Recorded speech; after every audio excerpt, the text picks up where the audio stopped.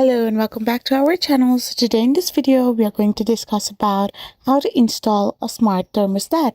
So without wasting up much of our time, let's get straight into the video.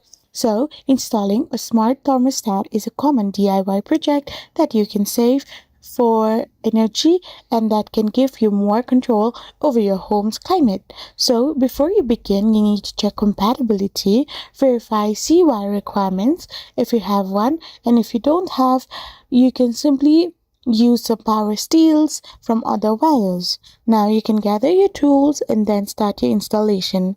Turn off the power circuit, remove the old thermostat and install the new base plate. After this, wire the new thermostat and mount the display and restore your power. Once this is done, follow the on-screen instructions on the thermostat to set up new device, which will include connecting to the home's Wi-Fi network. Download the manufacturer's mobile app and simply follow the prompts to configure. After this, test your heating and cooling functions to ensure everything is working correctly. I hope you found this video helpful, so don't forget to hit that subscribe button and do give us a thumbs up. We will be back again with more informative videos. Thank you for watching.